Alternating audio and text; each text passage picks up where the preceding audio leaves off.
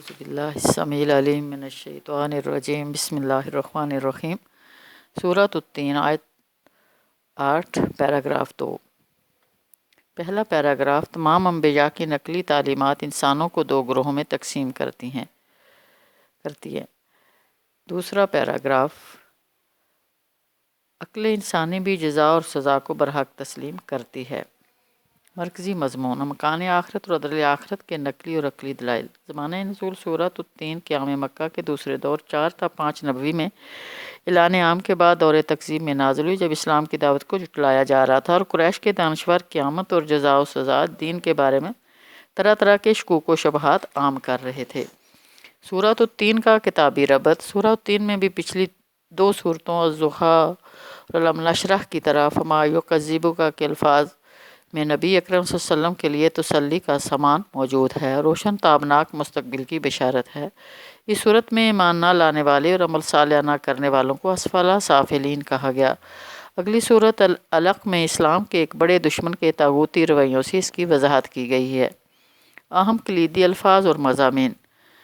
تین سے مراد جبل تین یا جبل جودی ہے، جہاں حضرت نوح علیہ السلام کی کشتی آ کر رکی تھی، یا وہ پہاڑ ہے جہاں حضرت آدم علیہ السلام کی اولاد آباد ہوئی تھی، یا غالباً شام اور فلسطین کا وہ علاقہ ہے جہاں بکثرت انبیاء مبعوث ہوئے۔ زیتون سے مراد کوہ زیتون ہے، یہ غالباً بیت المقدس کا پہاڑ ہے جہاں حضرت عیسیٰ علیہ السلام واز کیا کرتے تھے۔ طور سینین سے مراد وہ پہاڑ ہے جہاں حضرت موسیٰ علیہ السلام کو شریعت عطا کی گئی۔ البلد الامین سے مراد مکہ ہے جہاں نبی اکرم صلی اللہ علیہ وسلم کو قرآن کی وحی عطا کی گئی۔ تمام انبیاء کو دی جانے والی نقلی تعلیمات شہادت دے رہی ہے کہ انسانوں کی دو قسمیں ہیں۔ پہلی قسم احسن و تقویم پر بدستور قائم و دائم رہتی ہے، دوسری قسم فطرت کی آواز کو مسترد کر کے اسفل سافلین بن جاتی ہے۔ انسانوں کی پہلی قسم خیر کو قبول کرتی ہے اور دوسری قسم شر کو ترک نہیں کرنا چاہتی۔ خیر و شر کی جنگ ازل سے جاری اور ساری ہے۔ اہل خیر ایمان لا کر عمل صالح کرتے ہیں، ان کے لیے اجر غیر ممنون ہوگا۔ اہل شر نہ ایمان لاتے ہیں اور نہ عمل صالح کرتے ہیں، یہ اسفل سافلین بن جاتے ہیں، ان کا ٹھکانہ جہنم ہے۔ جب روز ازل سے خیر اور شر کی لڑائی جاری ہے اور تمام انبیاء کی نقلی تعلیمات سے بھی یہی ثابت ہوتا ہے، تو اے محمد صلی اللہ علیہ وسلم دین یعنی قیامت کی جزا سزا کی جو دعوت آپ پیش کر رہے ہیں، اسے کون سا معقول آدمی مسترد کر سکتا ہے؟ عقل بھی خیر و شر کو تسلیم کرتی ہے، اور عقل بھی یہی کہتی ہے کہ اہل خیر اور اہل شر کا انجام مختلف ہونا چاہیے۔ اللہ تعالیٰ صرف حاکم ہے بلکہ احکم الحاکمین ہے، تو کیا وہ اہل خیر اور اہل شر کے ساتھ ایک جیسا سلوک کرے گا؟ عقل سلیم بھی یہی کہتی ہے، اور ان دونوں قسم کے انسانوں کا انجام بھی مختلف ہونا چاہیے۔ قرآن مجید کی بعض صورتیں سوال سے شروع ہوتی ہیں اور بعض کا اختتام سوال پر ہوتا ہے۔ سورۃ التین کا اختتام 2 سوالات پر ہوا ہے۔ ان 2 سوالات کے ذریعے انسانی عقل اور انسانی ضمیر کو بیدار کیا گیا ہے کہ وہ آخرت کی جزا سزا کو تسلیم کر لے۔ سورۃ التین کا نظم جلی۔ سورۃ التین 2 پیراگرافوں پر مشتمل ہے۔ پہلے میں امکان آخرت کے نقلی دلائل اور دوسرے میں عقلی دلائل ہیں۔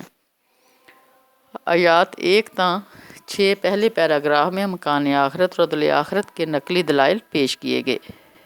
والتین والزیتون قسم ہے انجیر کی اور زیتون کی، شاہد ہے جبل تین اور کوہ زیتون، وطور سینین اور طور سینا کی اور طور سینین کی، وہذا البلد الامین اور اس پر امن شہر مکہ کی، لقد خلقنا الانسان فی احسن تقویم ہم نے انسان کو بہترین ساخت پر پیدا کیا، ثم رددناہ اسفل سافلین پھر اسے الٹا پھیر کر ہم نے سب نیچوں سے نیچے کر دیا، الا الذین آمنوا وعملوا الصالحات سوائے ان لوگوں کے جو ایمان لائے اور نیک عمل کرتے رہے، فلہم اجر غیر ممنون کہ ان کے لیے کبھی ختم نہ ہونے والا اجر ہے۔ سبحان اللہ۔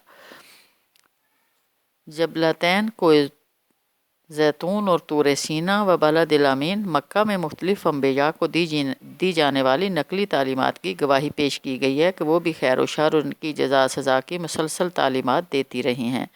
انسان 2 قسم کے ہیں، ایک وہ لوگ جو ایمان لانے کے بعد اعمال صالحہ کر کے احسن تقویم پر قائم رہتے ہیں۔ بنیادی طور پر انسان احسن تقویم اور فطرت سلیمہ پر پیدا کیا گیا ہے، یہ لوگ اجر غیر ممنون کے مستحق ہو جاتے ہیں۔ دوسرے وہ لوگ ہیں جو انبیاء کی دعوت کو ٹھکرا کر اعمال سیئہ میں بدستور مبتلا رہتے ہیں، یہ اسفل سافلین بن جاتے ہیں۔ آیات 7 تا 8 آخری پیراگراف میں امکان آخرت اور عدل آخرت کی عقل دلائل 2 سوالات پر مشتمل ہیں۔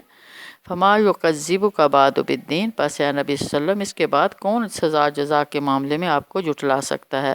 الیس اللہ باحکم الحاکمین، کہ اللہ تعالیٰ سب حاکموں سے بڑا حاکم نہیں ہے؟ دنیا میں نیک لوگوں کو پوری جزا نہیں ملتی، برے لوگوں کو پوری سزا نہیں ملتی۔ مکمل انصاف روز قیامت ہی ممکن ہے۔ پہلا سوال یہ رکھا گیا کہ جب تمام انبیاء کی تعلیمات خیر و شر ان کی جزا و سزا پر متفق ہیں تو اے محمد صلی اللہ علیہ وسلم، آپ صلی اللہ علیہ وسلم کی دعوت جزا و سزا یعنی الدین کو کون جھٹلا سکتا ہے؟ فما یکذبک بعد بالدین، آپ صلی اللہ علیہ وسلم تو آخری پیغمبر ہیں اور آپ کی تعلیمات پچھلی انبیاء کی تعلیمات کا تسلسل ہیں۔